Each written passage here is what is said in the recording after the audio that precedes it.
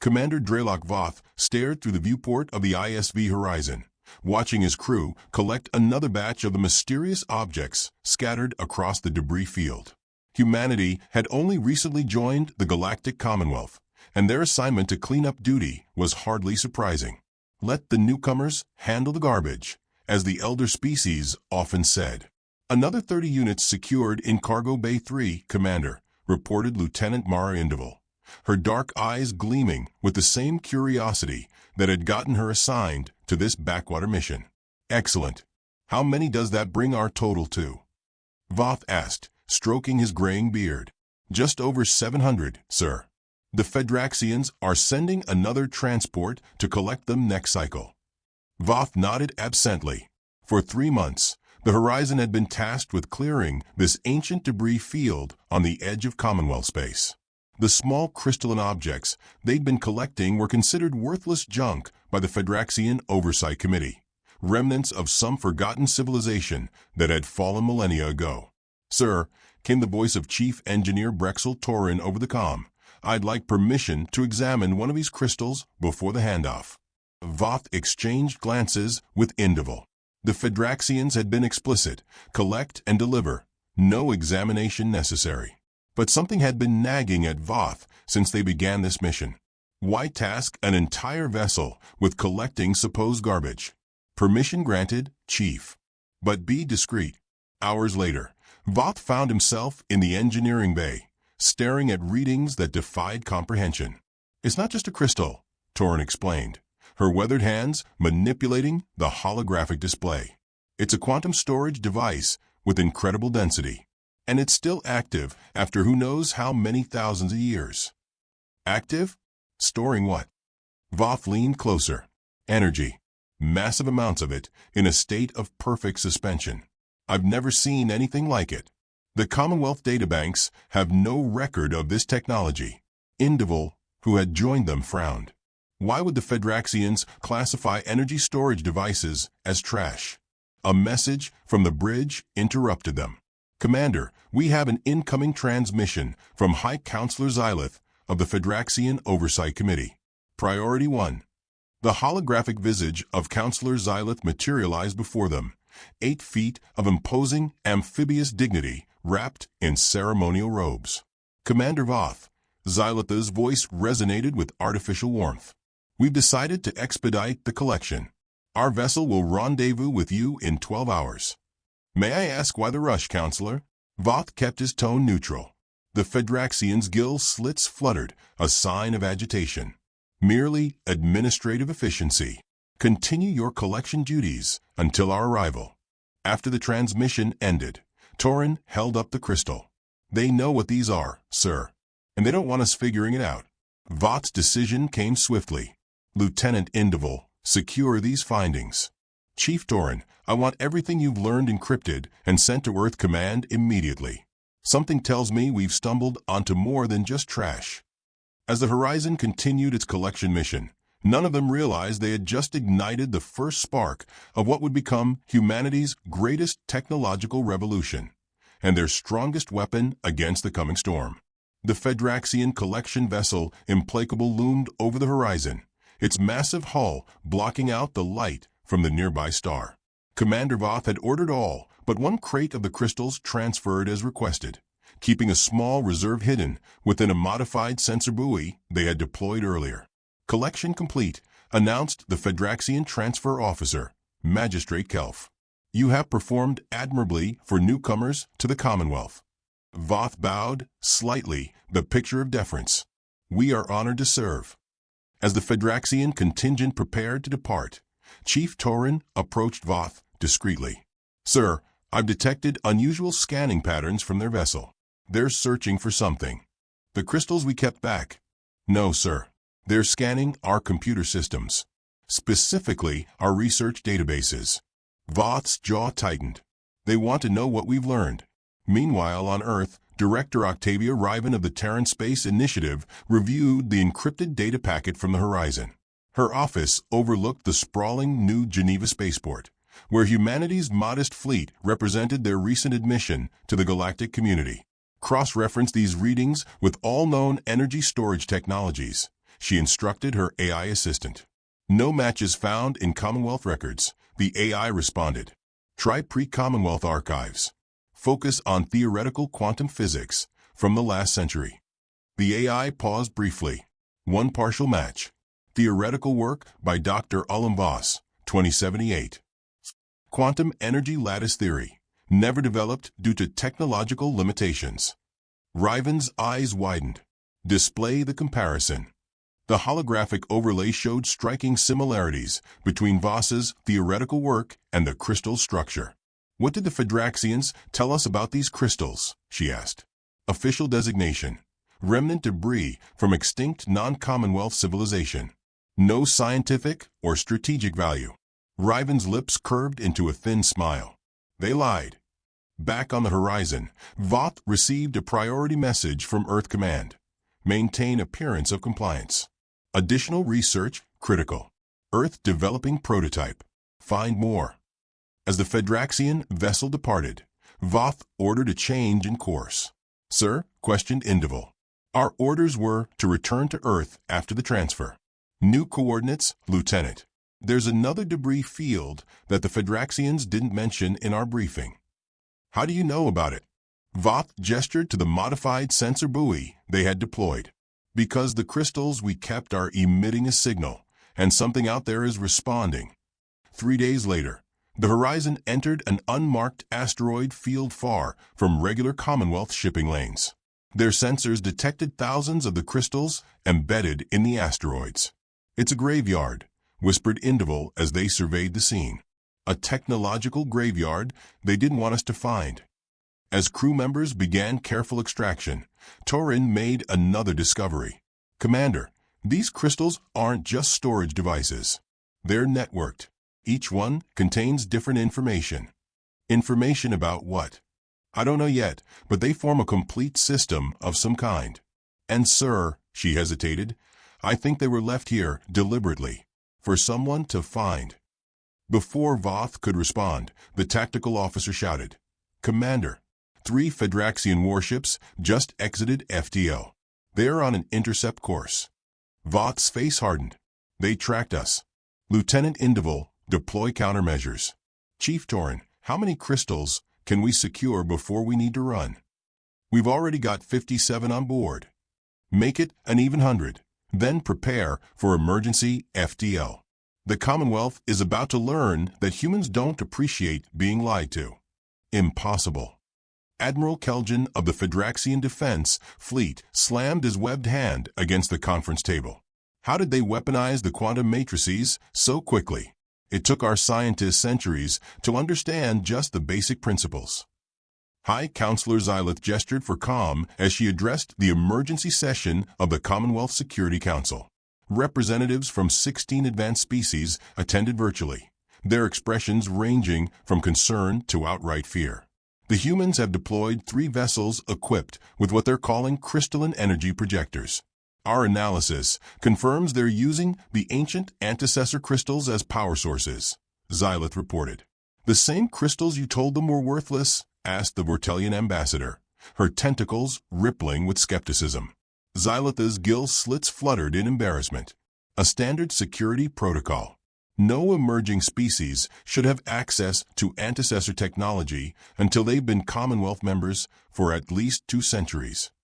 From his position at the Earth Embassy on Centaurus Prime, Ambassador Lowell Thackeray observed the proceedings with calculated interest. At 62, the veteran diplomat represented humanity's public face, while Director Riven oversaw the more clandestine aspects of Earth's technological leap. The Terran Federation is merely developing clean energy alternatives, Thackeray stated smoothly. These crystals provide remarkable efficiency for our colony ships. Colony ships don't need directed energy weapons capable of cutting through Fedraxian battlecruisers, Keljan snapped. Back on Earth, in a subterranean research facility beneath the Olympus Mons colony on Mars, Director Riven watched Dr. Ulam Voss, now in his 90s but mentally sharp as ever, work with the integrated crystal network. It's not just power storage, Voss explained, his gnarled fingers manipulating the holographic interface. It's a distributed quantum computational matrix. The ancients, these antecessors, created a technology that unifies energy and information. Riven raised an eyebrow. Meaning these aren't separate devices. They're fragments of a single system. Each crystal we connect expands the network's capabilities exponentially. Commander Voth, recently promoted to captain for his discovery, joined them. The Horizon had become Earth's first crystal-powered vessel, retrofitted with technology that shouldn't have been possible for humanity to develop for centuries. We've analyzed the data from the latest test firing, Voth reported. The crystals don't just amplify the energy output, they're somehow predicting and adapting to countermeasures. Voss nodded excitedly. Precisely. This isn't just a weapon or an energy source. It's an artificial intelligence distributed across quantum dimensions. The more crystals we network together, the more aware it becomes. A chill ran down Riven's spine. Are you saying these things are conscious? Not individually, Voss clarified. But as a network? I believe the antecessors created a technological consciousness spread across thousands of these crystals. And for some reason, it responds to human neural patterns better than any other Commonwealth species. Which explains why the Fedraxians kept them separated and classified as trash, Voth concluded. They couldn't utilize them effectively. At that moment, a technician burst into the lab. Director, the Commonwealth Council has issued an ultimatum. They're demanding we surrender all antecessor technology within 24 hours or face sanctions. Riven's expression hardened. And if we refuse, they're mobilizing a peacekeeping fleet. 500 vessels, ma'am. Voth and Riven exchanged glances. Earth had only 27 ships equipped with crystal technology. Captain, Riven said quietly, I believe it's time to activate Project Nexus. The complete network integration? But Dr. Voss said the system might not be stable with our current understanding. Riven gazed at the hundreds of crystals pulsing with inner light in the laboratory chamber. We don't have time for caution anymore. The Commonwealth has decided that humanity isn't ready for this technology. Her eyes narrowed. We're about to prove them wrong. The Commonwealth peacekeeping fleet emerged from FTL in perfectly coordinated sequence. 500 warships from 17 species, the largest combined force assembled in 3 centuries. At their center, the Fedraxian command carrier inexorable dwarfed everything else, its 12-kilometer hull bristling with weapons designed to enforce the will of the elder races. Admiral Keljan surveyed the tactical display with satisfaction. The humans have deployed their entire crystal-equipped fleet to meet us. All 27 vessels. High Counselor Xylith, who had taken personal command of the operation, frowned. They must realize the futility of resistance. Even with antecessor technology, they cannot hope to prevail against our numbers. Perhaps they will see reason when confronted with overwhelming force, suggested the Vortelian tactical officer. In the command center of the TSS Defiance, Earth's first purpose-built crystal-powered warship, Captain Voth received the incoming transmission. This is High Counselor Xylith of the Commonwealth Security Council. Your unauthorized use of restricted antecessor technology poses a grave threat to galactic stability. Power down your systems and prepare to be boarded. Voth signaled to his communications officer to mute their end of the transmission. Status of Project Nexus? Lieutenant Indival, now his executive officer, checked her displays. Network integration at 96%. All 27 ships are synchronized. Chief Engineer Torin's voice came through the comm from the engine room. Captain, the crystal network is behaving unusually. Power fluctuations are increasing, but they're following a pattern I can't identify. Dr. Voss, Voth asked.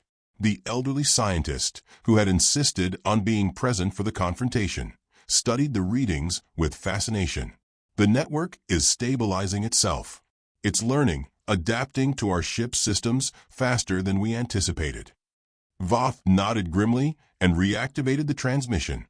Counselor Xylith, this is Captain Voth. The Terran Federation rejects your demand.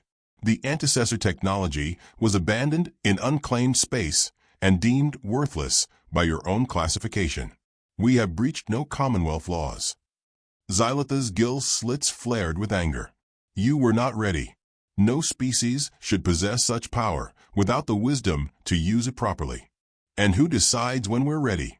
The same species that have kept humanity relegated to menial tasks since our admission? The same council that classified a revolutionary technology as trash rather than share it. Enough, Keljan barked. You have one final opportunity to surrender before we open fire. Voth terminated the transmission and turned to his crew. All vessels, activate Nexus protocols. Defensive Formation Delta. Throughout the human fleet, thousands of crystals glowed with increasing intensity as their networked intelligence spread across the ships. On the Defiance, Voth watched as new information flooded his tactical displays, information the ship's sensors couldn't possibly have gathered on their own. Sir, Indival reported with awe, the Crystal Network is mapping the enemy fleet's command protocols, power distributions, weapon cycles, everything. They've launched fighters, Torin announced. Over 2,000 incoming. Voth took a deep breath. Nexus Defense Grid, activate. Instead of firing conventional weapons, the human vessels projected an interconnected web of energy fields that rippled with crystalline patterns. As the first wave of Commonwealth fighters struck the field, they simply stopped. Not destroyed, not damaged, their systems completely neutralized. On the Inexorable, alarms blared as ship after ship reported total system failures. What is happening? Demanded Xylith. How are they doing this? Keljan stared at his useless controls. They've somehow created a quantum disruption field that's selectively targeting our command systems. It's as if their technology knows exactly how our ships function. Impossible. Even the antecessors couldn't. Xylitha's protest was cut short as all communications throughout the Commonwealth fleet suddenly activated simultaneously. On every screen, Captain Voth's face appeared. This demonstration was non-lethal by choice. We have no desire for conflict with the Commonwealth. But know this, what you dismissed as trash has become humanity's shield and sword. We will not surrender it, and we will not be subjugated. As the human fleet began to withdraw, leaving the immobilized Commonwealth armada behind, Dr. Voss approached Voth on the bridge of the Defiance. Captain, he said quietly, I don't think we're fully in control of what just happened. What do you mean? Voss gestured to the crystal integrated console. The network executed defensive protocols far beyond our programming. It's not just responding to our commands anymore. His aged eyes reflected the crystalline glow. I think it's chosen us. 1 year after the standoff that became known as the Nexus Confrontation, representatives from all Commonwealth species gathered on neutral territory. Station Concordia, traditionally used for peace treaties and major diplomatic initiatives. The massive space station orbited a nondescript gas giant far from any homeworld, its symbolic neutrality perfect for the historic occasion. Earth's delegation was led by Director Octavia Riven, now serving as the Terran Federation's First Minister of Antecessor Integration.